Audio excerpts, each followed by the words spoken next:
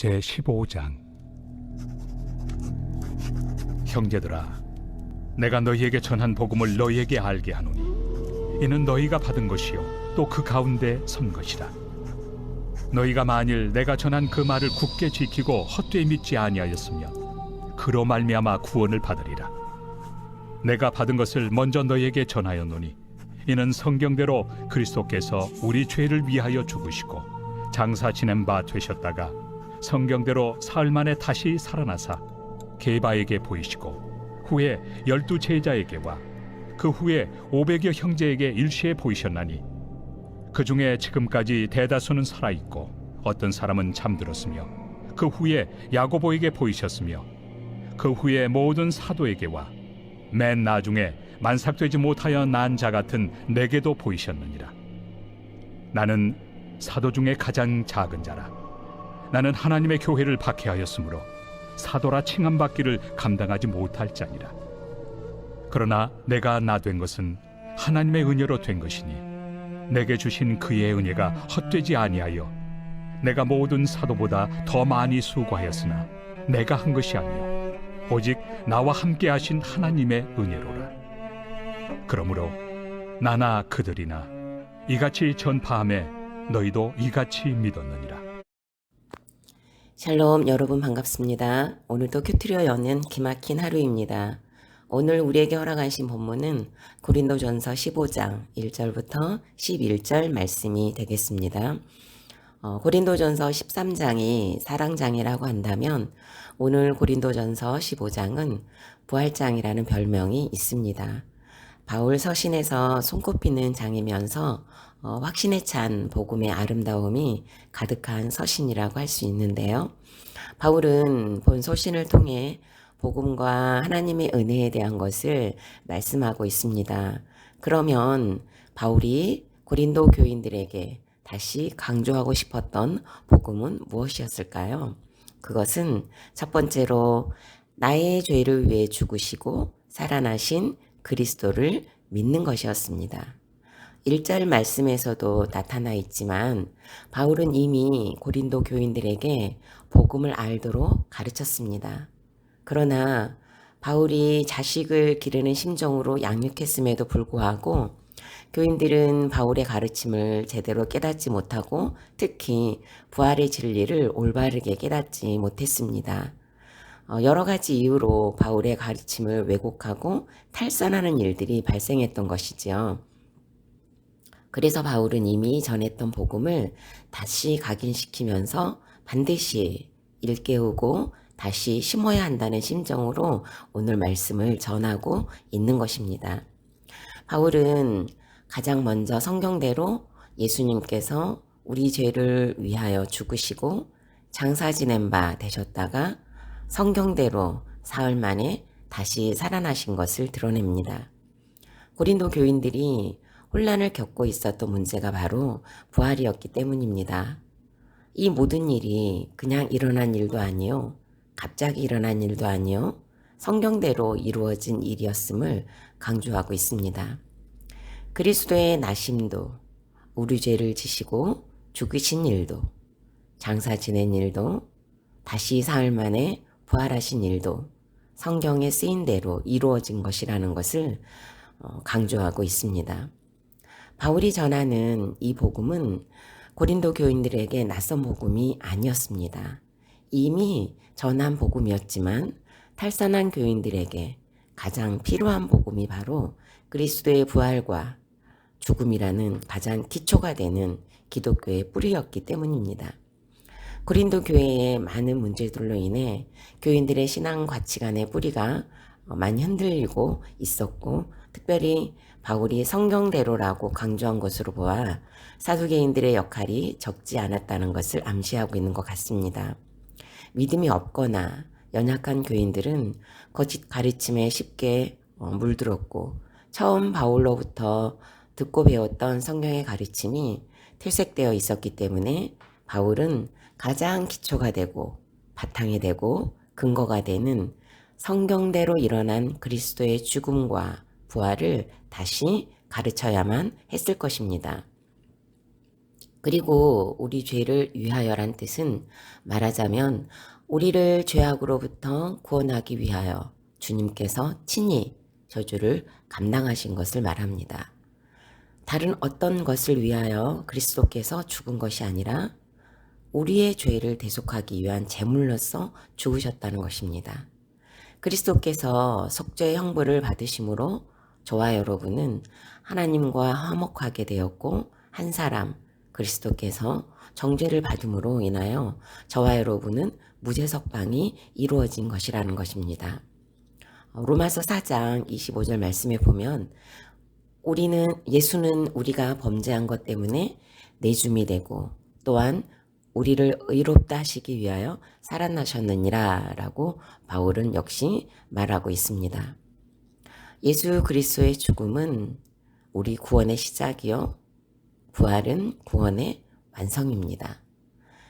믿음 생활을 오래 하는 사람일수록 오늘 본문의 말씀을 날마다 묵상할 필요가 있다고 저는 개인적으로 생각합니다. 있게 알고 있다는 것으로 기본 지식으로 여기고만 있고 그리스도의 죽음과 부활에 감동이 되지 않는다면 그 사람이야말로 복음의 기초가 흔들리고 있고 신앙의 뿌리가 젖먹고 있다는 증거가 되기 때문입니다. 사실 저야말로 이런 사람이었습니다. 구속사를 만나기 전에는 그리스도의 죽음과 부활이 그냥 알미였고 지식이었고 신앙의 상식이었습니다. 죄인이라는 인식이 약했기 때문에 당연히 그리스도의 죽음의 의미와 부활의 기쁨이 희미할 수밖에 없었습니다. 죄인이기는 하나 그래도 나 같은 죄인이 있으면 감옥이 필요 없다는 의가 있었고 내 죄 때문에 돌아가실 정도는 나는 그런 흉악한 죄는 짓지 않았다는 고등교만이 제 안에 뿌리내리고 있었던 것 같습니다. 그러다 보니 고난주간, 부활주일, 성탈절과 같은 절기가 형식적이 되고 또 해마다 찾아오는 행사 정도로만 여겨졌던 것 같습니다. 그런데 구속사를 알고 날마다 큐티를 하면서 내 죄 보는 훈련이 깊어지면 깊어질수록 문제와 사건을 만날 때마다 씨름했던 시간이 또 쌓이면 쌓여갈수록 죄가 덜 보일까요? 아니면 죄를 조금만 지을까요? 여러분 아시죠? 점점 죄의 형태는 거대해지고 날마다 죄를 짓고 먹고 살고 있는 현주소를 발견하잖아요.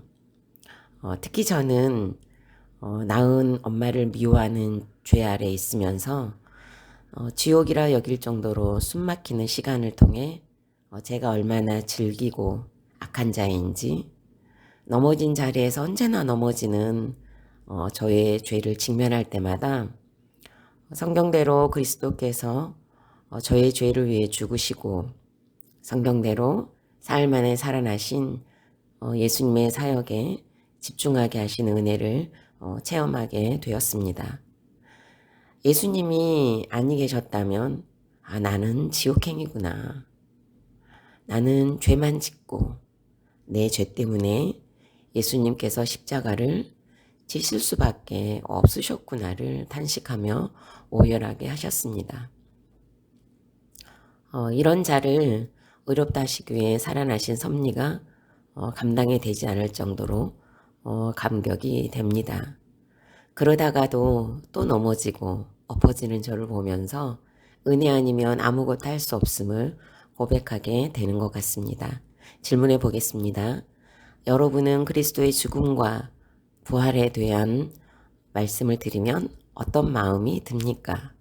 나와는 상관이 없는 것 같은 무감각입니까? 나의 죄값으로 인한 감격입니까?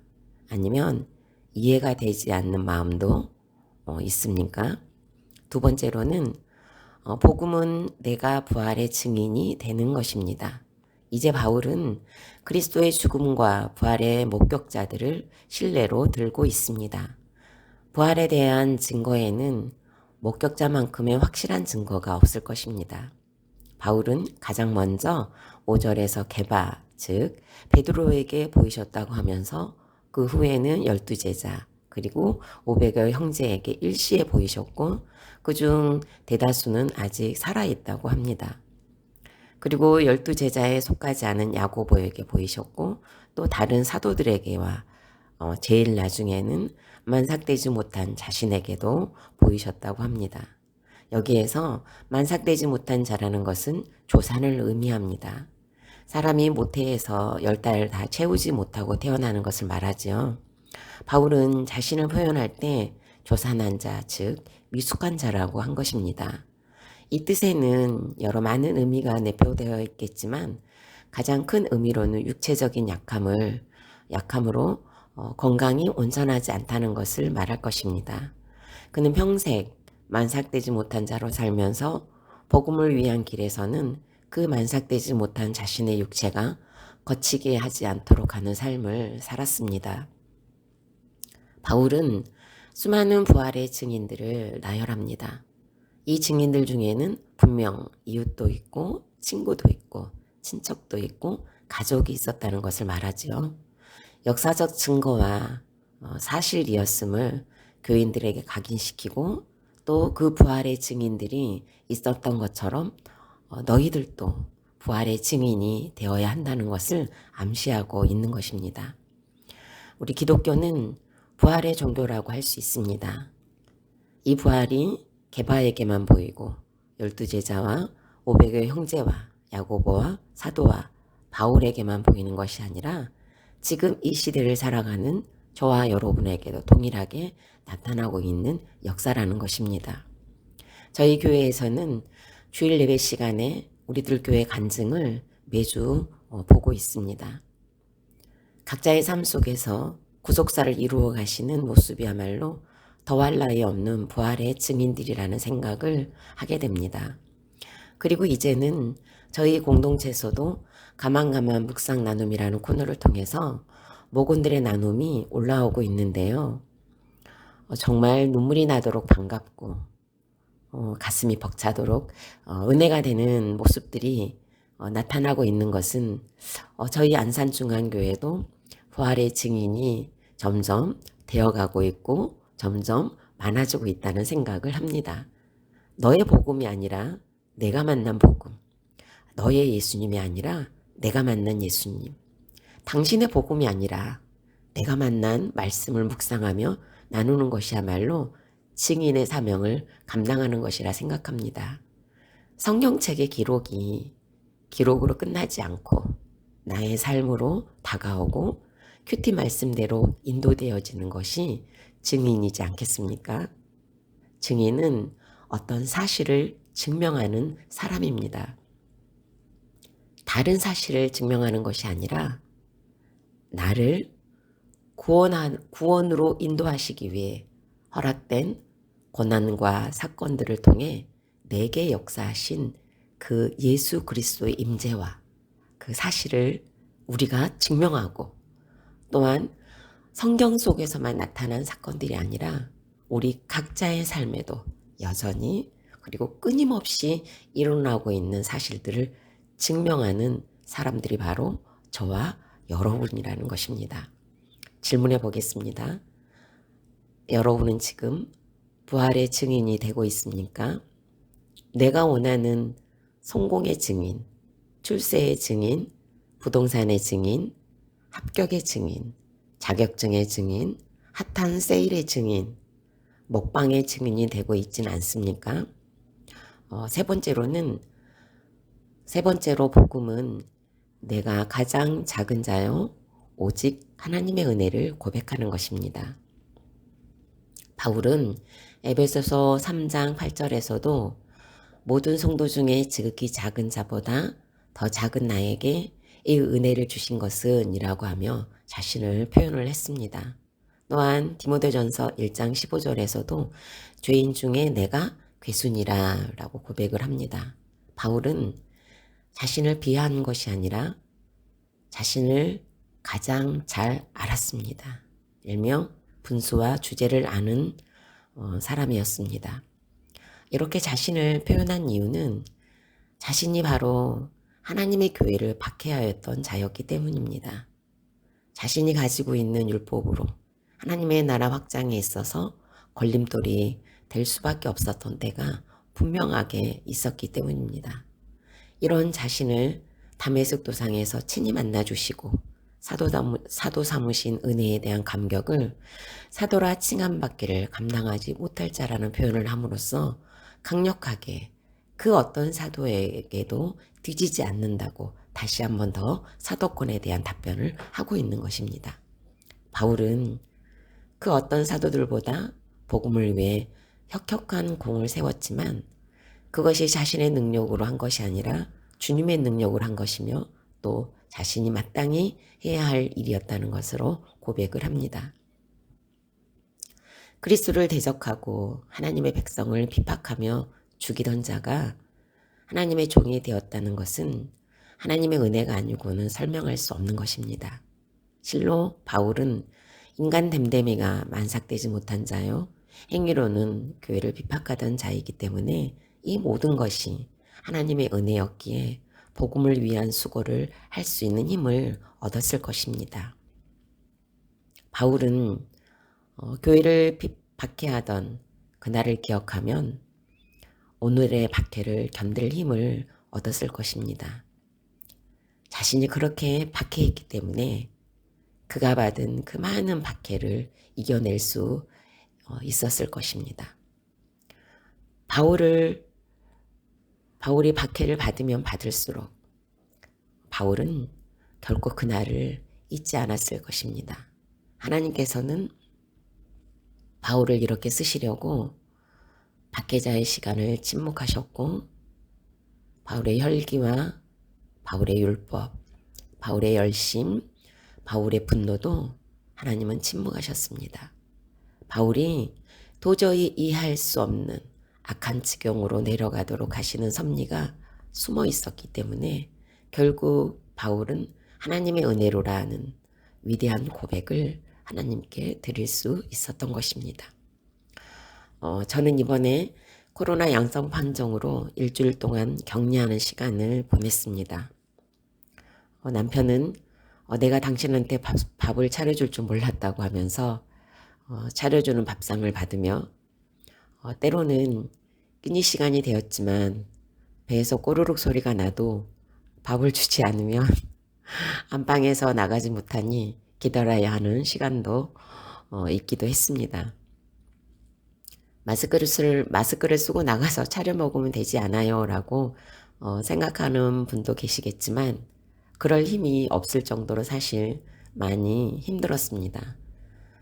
제가 일을 하지 않으면 힘들어하는 중독자인데 갇혀있는 것이 갇혀있다고 생각하지 않을 정도로 증상이 좋지 않았습니다. 여전히 목소리는 아직 돌아오지 않고 얼굴도 산후조리원에 들어갈 때처럼 부어서 제가 제 얼굴을 봤을 때 이거 내가 셋째를 낳은 건 아닌가 할 정도로 좀 심각했습니다. 아프니 자식보다는 남편이더라고요. 바울이 교회를 핍박하듯이 남편을 죽이고 싶을 정도로 미워하던 죄인 중에 괴수였던 때가 있었고 이혼으로 복수하고 싶었던 참혹한 그 시절만큼 남편이 차려준 밥상은 많이 감사했습니다.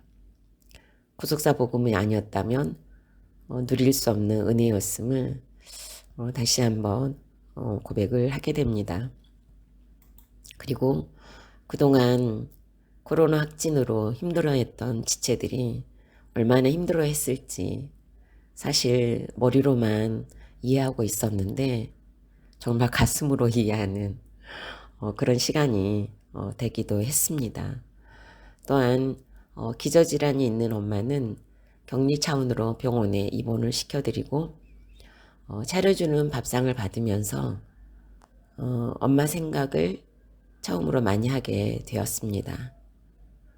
드시는 것을 유독 좋아하시는데 먹고 싶은 대로 먹지 못하고 차려주는 대로 그것도 간을 약하게 해서 드려야만 하는 것이 얼마나 어려운 것인지 생각하는 시간이 되기도 했습니다. 3일째가 되니까 사실 슬슬 먹고 싶은 것이 떠오르더라고요. 그런데 엄마는 5년이 넘도록 차려주는 것으로만 식사를 하고 계시는 것에서 사실 아무리 최선을 다한 음식이라고 해도 간이 빠진 음식에는 맛을 보장할 수는 없잖아요.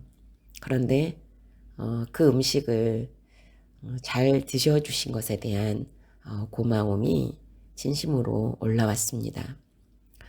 그리고 격리 중일 때 저희 가정에 다양한 음식과 또 간식을 현관에 놓아주거나 또 넣어주시는 그런 공동체가 또 있어서 또 기력을 또 회복할 수 있도록 도와주신 성도님들께 또 진심으로 감사한 마음을 전합니다.